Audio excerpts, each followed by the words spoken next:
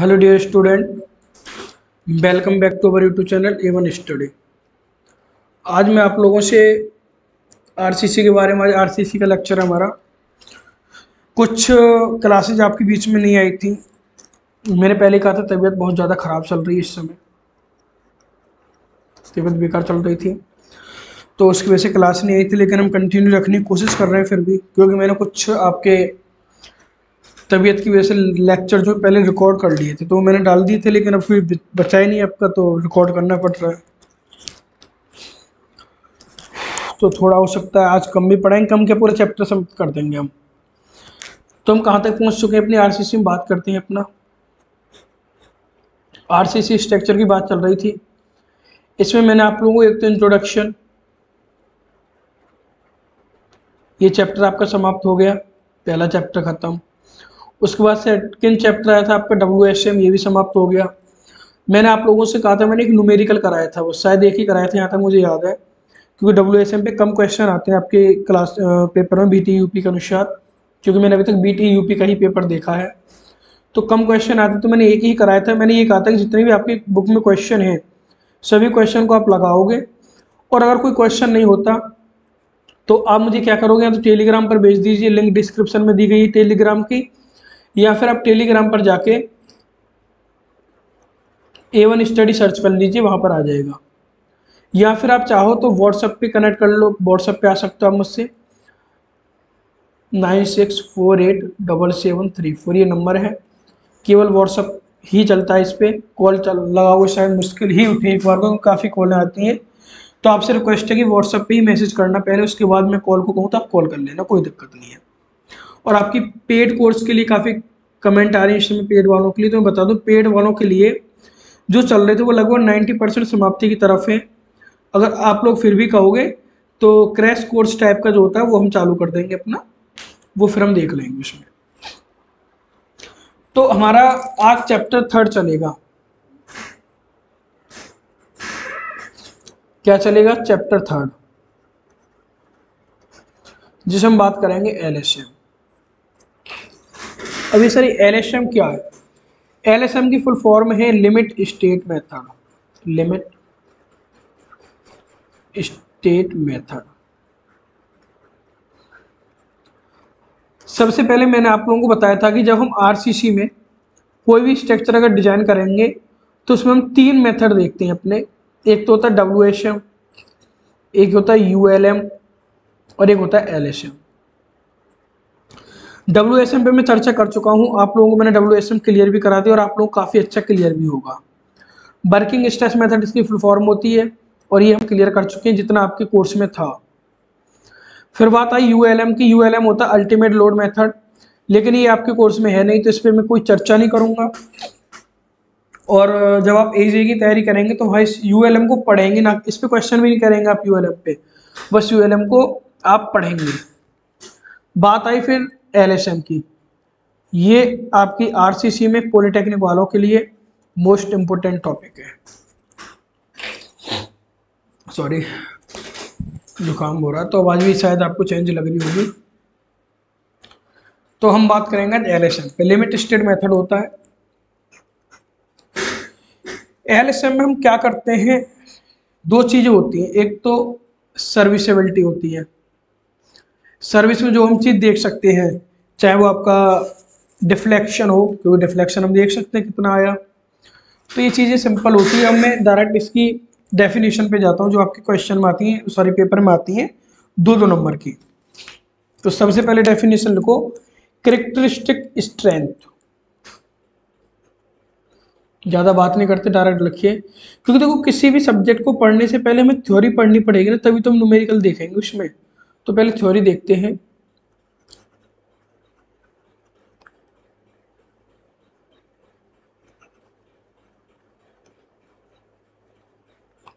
CHARACTERIS आएगी, यहाँ characteristics होता है ना। हाँ,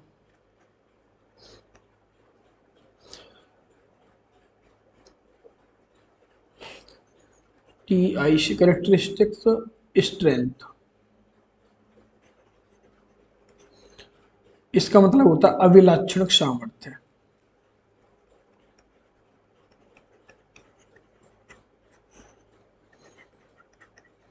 इसमें क्या होता है, जैसे आप लोगों ने कंक्रीट टेक्नोलॉजी, अलग कलर ले लेता हूँ, रफली सिखा देता हूँ एक बार आप लोगों को।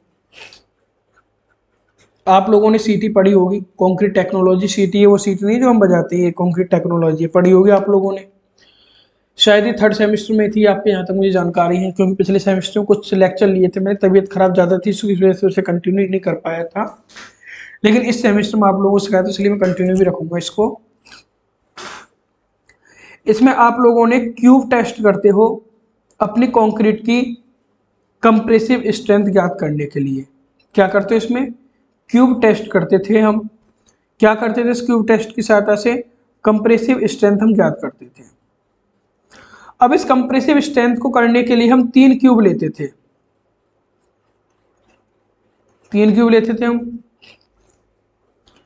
अब अभिलाक्षणिक सामर्थ्य का इससे क्या मतलब है, देखो आरसीसी है, तो भाई साहब आरसीसी का मतलब सीटी की तो बात होगी, सीमेंट कंक्रीट की तो बात होगी यहाँ पे। अगर आरसीसी में कंक्रीट टेक्नोलॉजी यानी कि रेनफोर्स सीमेंट कंक्रीट, अगर कंक्रीट की बात नहीं होगी तो किसकी होगी इसमें। तो आप लोगों से अगर आपने सीटी नहीं पढ़ी थी तो एक बार पूरा रिवाइज मार लेना, या फिर आरसीसी जो आपकी बुक है ना उसमें पहला चैप्टर पूरी सीटी दे रखी है, तो वहां से पढ़ लेना। तो आते हैं वापस, 3 टेस्ट करते थे। अब 3 इन का मतलब है कि जब हम तीनों टेस्ट को 28 दिन के बाद जब चेक करेंगे, 28 दिन लेते थे हम, कैरेक्टरिस्टिक स्ट्रेंथ लेते हैं, 28 दिन के बाद जब हम तीनों टेस्ट को चेक करेंगे तो ये जो है 95% पास होना चाहिए। यानी कोई भी हमने मानक लिया, जैसे मान चलो M20 कंक्रीट ली हमने, तो इनकी जो स्ट्रेंथ है वो 20 न्यूटन पर mm² आनी चाहिए, कम से कम 95%, 5% ही ये फेल होने चाहिए। ठीक, 5% तक फेल है तो हम एक्सेप्ट कर लेंगे, अगर 5% से ज़्यादा फेल हो गए तो हम दोबारा टेस्ट करेंगे, यानी 95% हमको उसके अंदर ताकत चाहिए ही चाहिए। वैसे आप लोगों को समझ में आ गया, डेफिनेशन में लिखा देता हूं मैं। किसी पदार्थ की लिखी इसमें, किसी पदार्थ की या किसी संरचना की बात वही है कि है अभिलाक्षणिक सामर्थ्य, अभिलाक्षणिक सामर्थ्य में शॉर्ट में लिख रहा हूं, अभिलाक्षणिक सामर्थ्य का वह मान है, अभिलाक्षण सामर्थ्य वह मान है, छोटी छोटी डेफिनेशन लिखा हूँ, आप लोगों ने पहले वीडियो भी देखी होगी, मुझे वो तो आती नहीं, किताब की तरफ पूरा बड़ा लिखा दूँ, तो किताब तो आपके पास भी है, वहां से भी पढ़ लोगे। मेरे पास क्यों आए हो है, आपने कुछ वीडियो सर्च किए मेरे चैनल पे आए, क्यों कुछ ना कुछ तो होगा चैनल पे, आपको किताब से समझ में नहीं आ रहा होगा, या फिर आपको किताब में ज़्यादा लेंदी डेफिनेशन मिल रही होंगी, तो इसलिए कुछ और खोजते हैं, कोई भी हो, चाहे मैं हूं या कोई और स्टूडेंट हो, मैं भी खोजता था जब स्टूडेंट था। तो किसी पदार्थ की अभिलाक्षणिक सामर्थ्य वह मान है जिसकी पुष्टि जिसकी पुष्टि 95% यानी 95% जांच प्रतिदर्श या फिर टेस्ट कह दो खाली,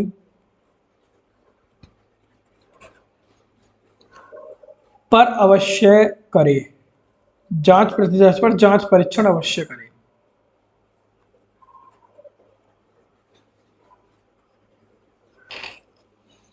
जांच प्रतिदर्श पर जांच परीक्षण अवश्य करे। ठीक, इतना हो गया। यानी कि अगर आप कोई भी क्यूब ले रहे हैं, उसके अगर हम टेस्ट की बात करें तो 95% अगर उसका टेस्ट पास है, इसी ताकत को हम कहते हैं कैरेक्टरिस्टिक स्ट्रेंथ। इतना हो गया, ये आपको याद रखनी है, क्योंकि इसी से रिलेटेड क्वेश्चन भी सॉल्व करेंगे हम, सारी चीजें होती हैं। अब अगर पूछ ले, वैसे ही पूछा नहीं है, जो अगली डेफिनेशन बता रहा हूँ अभी तक बस आपको बता दे रहा हूँ, अगर पूछ ले तो ये डेफिनेशन काफी बार पूछी गई, इसलिए इस पर मैंने चर्चा की है, क्योंकि मैंने आपको बताया है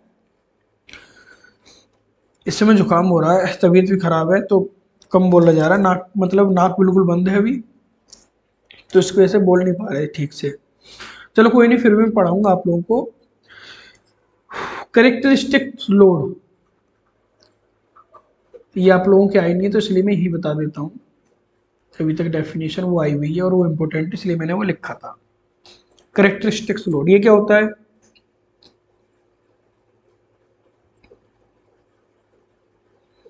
अगर लोड की बात करिए, इसलिए लोड का मतलब होता है हमारा भार। अगर कोई भी भार है, कोई भी हमारी लोडिंग लग रही है उस पर, और उस संरचना की पूर्ण आयु बढ़ने की 95% संभावना नहीं है, तो इसी को हम क्या कहेंगे? Characteristics load. अब आप लोगों को मैंने फैक्टर ऑफ सेफ्टी बताया था आप लोगों को WSM में। एक बार मैं आपको रिवाइज करा देता हूँ, पिछली भी और इस बार की भी। एक तो होता था कंक्रीट के लिए और एक होता था स्टील के लिए, अलग अलग होते थे ये। और उसके बाद में था आपका पार्शियल फैक्टर ऑफ सेफ्टी।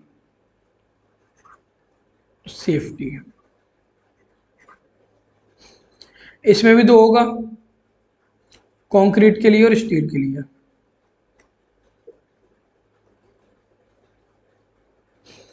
जब मैंने WSM पढ़ाया था, ये जो दोनों हैं ये WSM के लिए हैं आपकी, और ये जो दोनों वैल्यू है LSM के लिए। मेरे दिमाग में ULM आ रहा है और जो आपके कोर्स में है भी नहीं।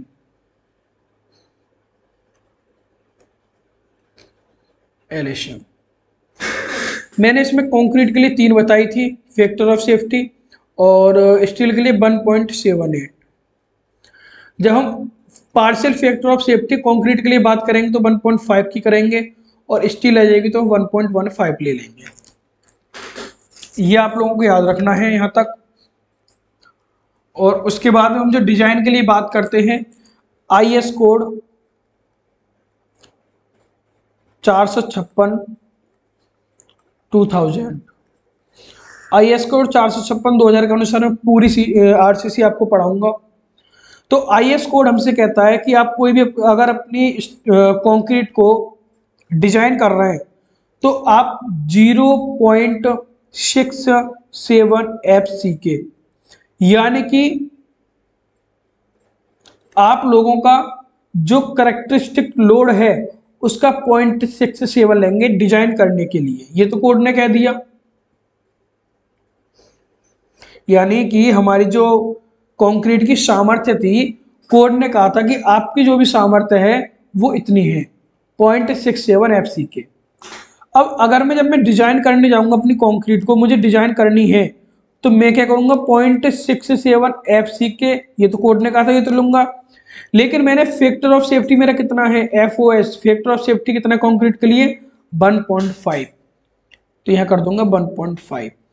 तो इसकी जब डिवाइड करेंगे तो ये आता है 0.446 FCK, यानी कि इसको हम लिख सकते हैं 0.45 FCK। जब हम डिजाइन करते हैं अपनी कंक्रीट को तो स्ट्रेंथ हम ये मान के चलते हैं।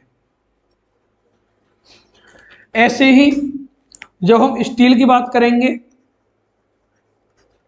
तो स्टील में FY, जैसे हम M20 कंक्रीट को शो करते हैं ना कि 20 ग्रेड की कंक्रीट है हमारी, तो ऐसी FY यील्ड स्ट्रेस होती है कंक्रीट उसकी स्टील की। तो इसका मैंने कितना बताया था फैक्टर ऑफ सेफ्टी? 1.15। तो इसमें 1.15, इसको जब करूंगा तो ये आता है आपका निकल के 0.87 FY। ये दोनों आप लोगों को याद रखने हैं और आप लोगों के काम भी आएंगे ये। इसमें अब चलते हैं हम अपने, ये थ्योरी थी, थ्योरी काफ़ी है आपकी RSM में, बट मैंने इतनी ही कराई है। अब मैं चलता हूँ न्यूमेरिकल पोर्शन की तरफ। न्यूमेरिकल का मतलब है कि एक स्ट्रक्चर की तरफ मैं चलता हूँ। अब स्ट्रक्चर को देखते हैं। सबसे पहले हम एक बीम, जैसे WSM मैंने बीम बनाया था उसी तरीके का मैं एक यहाँ बीम बनाऊंगा।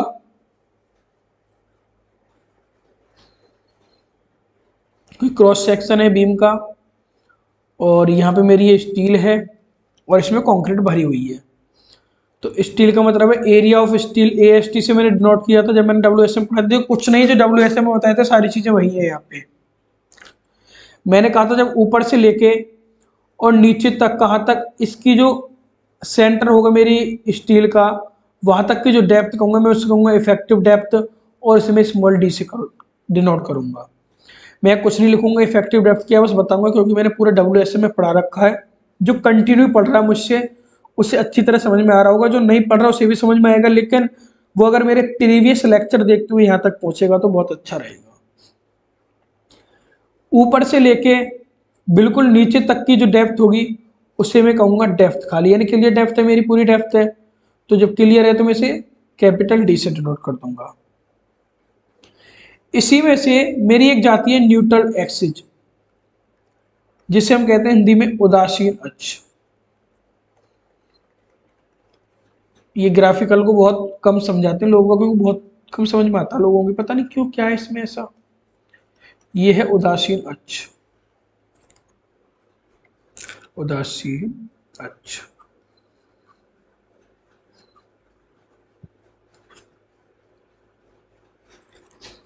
अब इसका मैं डायग्राम बनाता हूं। ये मेरी बी होगी यानी चौड़ाई होगी ऊपर।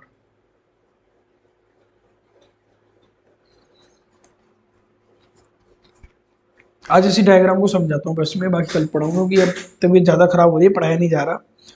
मैं सोच रहा था 6 सेमेस्टर वालों के लिए स्टील का भी लेक्चर रिकॉर्ड कर दूंगा, बट नहीं हो पाएगा, कल को करूंगा उनके लिए भी।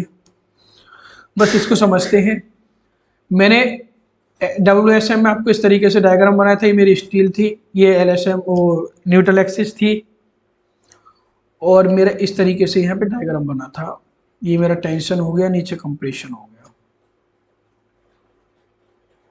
इसी तरह बना था ना। यानी कि ये WSM में मेरा डायग्राम बना था लीनियर, क्योंकि मैंने ये बीम बनाया था आप लोगों के लिए, और ये मैंने इस तरीके से दिखाया था कि ये आपका इस तरीके से हो जाता है। कल मैं फोटो ले आऊंगा तो ये पूरा दिखा दूंगा आप लोग 3D के व्यू में। अब बात तुम WSM की कर रहे हैं, WSM में कैसे डायग्राम बनेगा। ये कंप्रेशन वाला एरिया हो गया। अब यहां पर क्या होता है, मेरी एक्सियल फोर्स होती है 0.002 पर, वो यहां समथिंग होती है।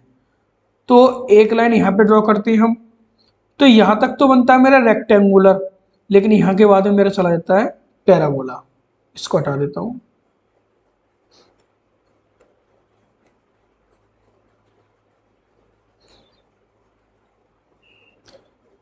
अलग कलर लेता हूं ताकि आपको समझ में आ जाए। यहां से क्या होगा, ये पैराबोला जाता है मेरा, जाता है। ऊपर मैंने बताया था 0.035 बताई थी मैंने स्ट्रेस, यहाँ पे कितनी होती है 0.0002।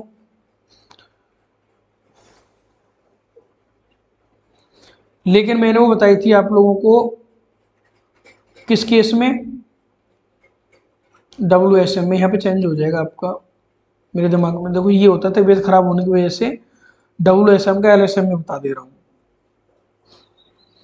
यहाँ तक जो वैल्यू होती है आपकी ये वाली है, ये तो होगी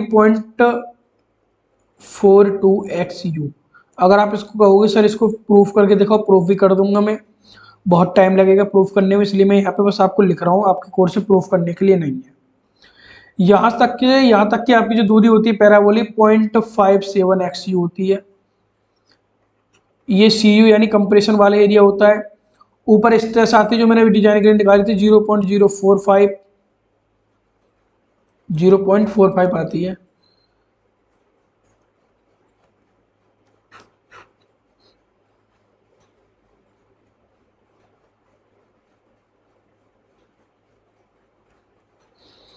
जीरो पॉइंट 45 यहाँ तक हो गया।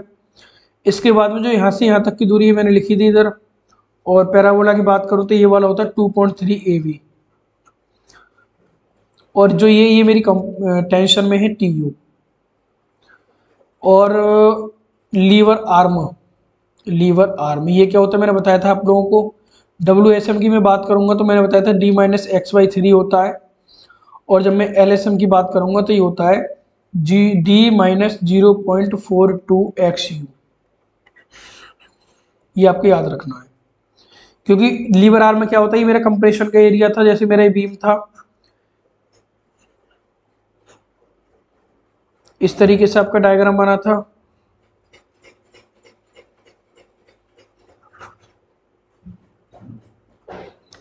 इस तरीके से बनाया था मैंने डायग्राम आप लोगों का। ये तो मेरा था कंप्रेशन वाला एरिया, ये था टेंशन वाला। तो कंप्रेशन के केंद्र से लेके टेंशन के केंद्र तक, सेंटर तक की जो दूरी थी मेरी, वो थी मेरी लीवर आर्म, इसे मैं एल से डिनोट करता हूँ। तो वही चीज़ है यहाँ पे WSM के लिए कितनी थी मैंने बताई थी आप लोगों को, D-XY3 होती है और LSM के लिए इतनी होती है। बाकी जो लेक्चर करेंगे हम कल करेंगे। और बस आप लोगों को क्या करना है, पहले तो लाइक कर देना वीडियो को और कमेंट कर देना कमेंट सेक्शन में कि आपको वीडियो कैसी लगी, तबीयत खराब होने के बाद भी अगर मैं आपको कंटिन्यू पढ़ा रहा हूँ तो। और इसको शेयर कर देना। बस आज के लिए इतने काफ़ी है।